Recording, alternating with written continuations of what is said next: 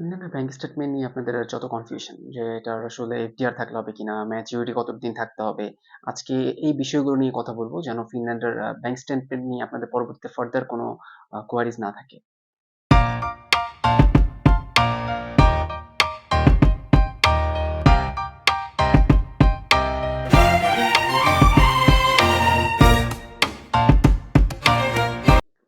আসসালামু আলাইকুম। আশা করি সবাই ভালো আছেন। আমি নাজমুল হাসান স্বপ্নিল বলছিলাম ফিনল্যান্ড থেকে। আজকে খুব ইম্পর্টেন্ট টপিক নিয়ে কথা বলবো। টপিকটা হচ্ছে ব্যাংক স্টেটমেন্ট। যারা ফিনল্যান্ডে অ্যাপ্লাই করছেন তাদের সবারই সবচেয়ে বড় কনসার্ন হচ্ছে ব্যাংক স্টেটমেন্ট। কিন্তু আসলে ফিনল্যান্ড অ্যাপ্লিকেশনের সবচেয়ে বড় সুবিধাই হচ্ছে ব্যাংক স্টেটমেন্ট।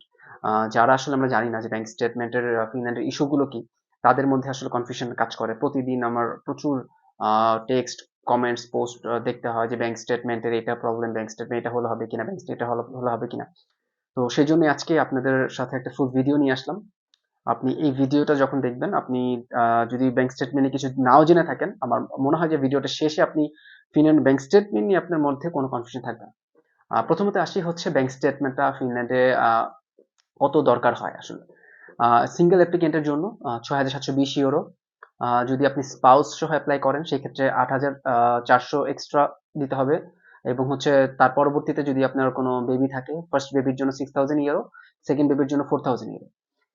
এইভাবে হচ্ছে আপনার ব্যাংক স্টেটমেন্টটা শো করতে হয়। এখন আসি হচ্ছে ব্যাংক স্টেটমেন্টটা ম্যাচিউরিটি কতদিন দরকার। ফিনল্যান্ডের ব্যাংক স্টেটমেন্টের কোনো ম্যাচিউরিটি দরকার হয় না। কারণ হচ্ছে ফিনল্যান্ডের ব্যাংক স্টেটমেন্ট ম্যাচিউরিটি দরকার হয় না, কারণ আপনি ফিনল্যান্ডের ব্যাংক স্টেটমেন্টটা আপনার স্পন্সর অ্যাকাউন্ট থেকে অ্যাপ্লিকেন্টের অ্যাকাউন্টে ট্রান্সফার হয়ে আসে। তো অ্যাপ্লিকেন্টের অ্যাকাউন্টে যখন দেখাতে হয় সেই জন্য এটার আর ফার্দার কোনো ম্যাচুরিটি দরকার হয় না। আপনার ফিনল্যান্ডের মিগ্রি ওয়েবসাইটে কিন্তু জিনিসটা খুব ক্লিয়ারলি মেনশন করা আছে যে আপনার লিকুইড মানি হতে হবে। লিকুইড মানিগুলো তো নর্মালি ম্যাচুরিটি হয় না। তো আমাদের মধ্যে কনফিউশন কাজ করে কত দিনে ম্যাচুরিটি থাকতে হবে। তো এখন আসি হচ্ছে আসলে ব্যাংক স্টেটমেন্টটা কিভাবে আসলে ফিনল্যান্ডে শো করতে হয়। প্রথমত আসি হচ্ছে স্পন্সর ইস্যুটা নিয়ে, যে আপনার ব্যাংক স্টেটমেন্টটা অবশ্যই দুই দিক থেকে শো করতে হবে। এক হচ্ছে স্পন্সর আপনাকে ফান্ডিং দিচ্ছে, স্পন্সরের ব্যাংক স্টেটমেন্ট। তার পরবর্তী হচ্ছে অ্যাপ্লিকেন্টের ব্যাংক স্টেটমেন্ট। তো স্পন্সর ব্যাংক স্টেটমেন্ট হচ্ছে স্পন্সর আপনাকে টাকাটা, আপনার লিভিং এক্সপেন্সের টাকাটা ১ বছরের আপনার অ্যাকাউন্টে ট্রান্সফার করে দিচ্ছে এজ এ আপনার স্পন্সর। সে আপনাকে ফিনল্যান্ডের পরবর্তী ১ বছরের ৪ বছরের জন্য যদি স্পন্সর করে থাকে, সে প্রথম বছর লিভিংটা আপনাকে এখন পাঠিয়ে দিচ্ছে। সেটা সে ট্রান্সফার করে তার ব্যাংক স্টেটমেন্ট শো করবে এবং আপনার অ্যাকাউন্টে যে রিসিভ করছেন সেটা আপনি রিসিভ করে অ্যাকাউন্টে শো করবেন।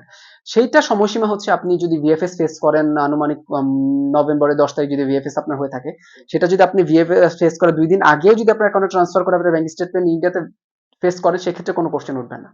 এবং কারণ হচ্ছে আপনার এই ব্যাংক স্টেটমেন্টের কোনো ম্যাচুরিটি দরকার হয় না। এবং আরেকটা ইস্যু হচ্ছে, আপনার অনেকে বলেন যে অ্যাপ্লিকেন্টের অ্যাকাউন্ট নতুন অ্যাকাউন্ট হলে হবে কিনা। অ্যাপ্লিকেন্টের নতুন অ্যাকাউন্ট হলে কোনো প্রবলেম নেই, কারণ অ্যাপ্লিকেন্টের অ্যাকাউন্টের লেনদেনের সাথে এখানে ব্যাংক স্টেটমেন্টের কোনো সম্পর্ক নেই। সবকিছু হচ্ছে আপনার স্পন্সরের লেনদেনের সাথে।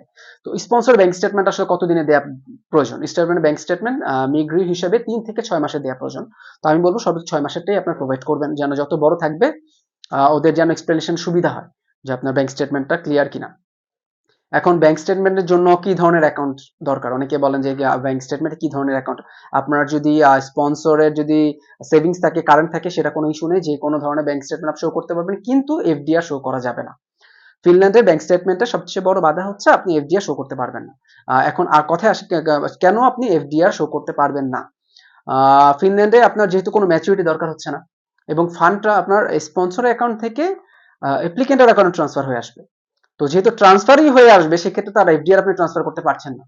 তো এই জন্য এফডিআর দেখাতে পারবেন না। কিন্তু একটা স্পন্সরের ক্ষেত্রে আপনি এফডিআর দেখাতে পারবেন যদি আপনি সেলফ স্পন্সর হয়ে থাকেন। আপনি যদি নিজে বিজনেস করে থাকেন, নিজে জব করে যদি টাকা ফান্ডিং যদি সেভ করে থাকেন, আপনি যদি নিজেকে ব্যাংক স্পন্সর হিসেবে নিজেরটা শো করতে চান, সেক্ষেত্রে কিন্তু আপনি নিজেকে আপনার এফডিআর শো করতে পারবেন। কেননা হচ্ছে তখন ওই এফডিআরটা কিন্তু আপনার নামেই করা আছে অলরেডি, এবং তার সোর্স অফ ইনকাম কিন্তু আপনি দেখাচ্ছেন যে আপনি জব করেছেন, আপনার এই টাকা থেকে আপনি ইনকাম করে আপনি নিজেকে স্পন্সর করছেন এফডিআর এগেনস্টে।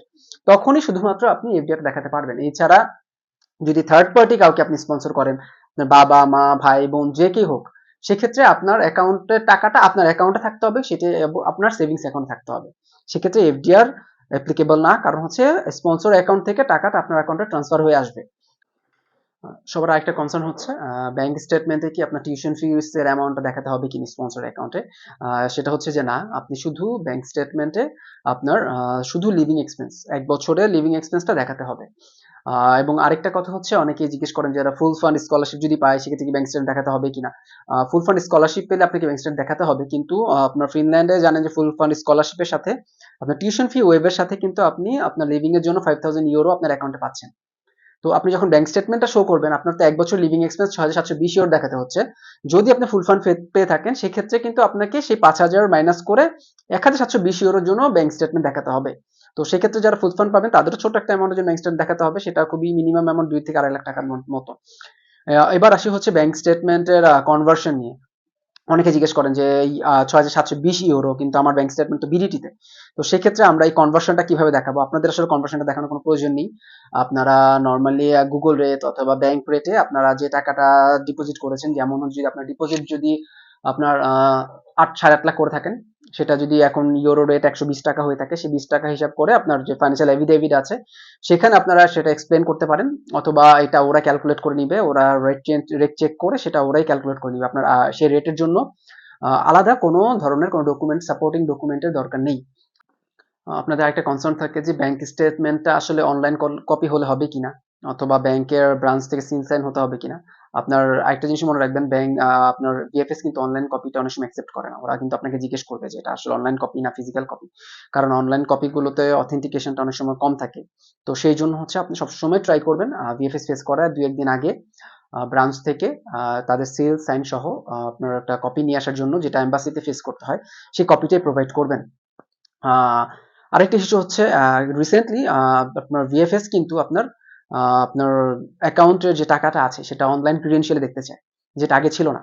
তো সেক্ষেত্রে আমি বলবো যে আপনারা যে ব্যাংকের স্টেটমেন্ট নিয়েছেন সেটা আপনার ব্যাংকের জন্য, যেটা আপনার ব্যাংকে যে অ্যাকাউন্টে টাকাটা এসছে সেই অ্যাকাউন্টের সাথে আপনার যে অনলাইন যে ব্যাংকিংটা থাকে, প্রত্যেকটা ব্যাংকের অনলাইন ব্যাংকিং থাকে, আমাদের দেশে অ্যাপস থাকে, সেই অ্যাপসে আপনি কানেক্ট করে থাকবেন, কানেক্টেড করে নিয়ে যাবেন, যেন ফার্দার আপনার যদি ভিএফএস অথবা যদি আপনার এম্বাসি যদি কোনো কোয়ারিজ চায় যে আপনার সেটা স্টেটমেন্টটা যদি চেক করতে চায় ইনস্ট্যান্ট, যেন আপনি লগ ইন করে ওদেরকে অ্যাকাউন্টটা দেখিয়ে দিতে পারেন, সেটা খুবই বেশি অথেন্টিক হবে।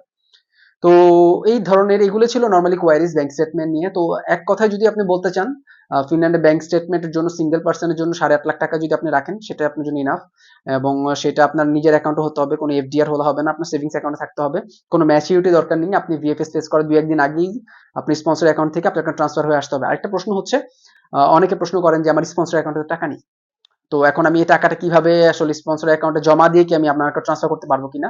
তো সেটা খুবই সিম্পল, আপনার স্পন্সর অ্যাকাউন্টে একটু ভাগে ভাগে জমা দিবেন, জমা দিয়ে সেটা আপনার অ্যাকাউন্ট ট্রান্সফার করে নিয়ে যাবেন।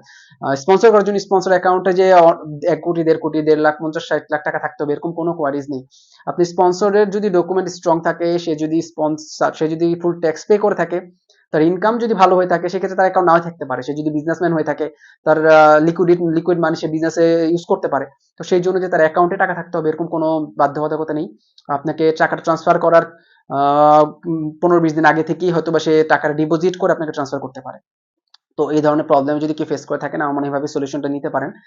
তো আশা করি এটাই হচ্ছে আজকে আপনাদের যে খুব হাইপ ইস্যু ছিল লাস্ট কিছুদিন ধরে, ব্যাংক স্টেটমেন্ট। তো আজকে এইটা নিয়ে আপনাদের সাথে ছোট্ট করে শেয়ার করলাম। যদি এরপরে কোনো কোয়ারিজ থাকে অবশ্যই কমেন্ট সেকশনে জানাবেন। নেক্সট আরো ভিডিও আসছে, যেহেতু সেপ্টেম্বর সেশন শুরু হয়ে গেছে, আপনাদের আরো কোয়ারিজ যদি থাকে গ্রুপে আমার পেজে আমাকে ইমেল করতে পারেন। তো সেইগুলো নিয়ে আমি ভিডিও করার ট্রাই করবো, যেন আপনাদের নিজেদের প্রসেসিং এর ক্ষেত্রে, নিজেদের কোয়ারিজের ক্ষেত্রে কোনো কনফিউশন না থাকে। সবাই ভালো থাকবেন। আল্লাহ হাফেজ। আসসালামু আলাইকুম।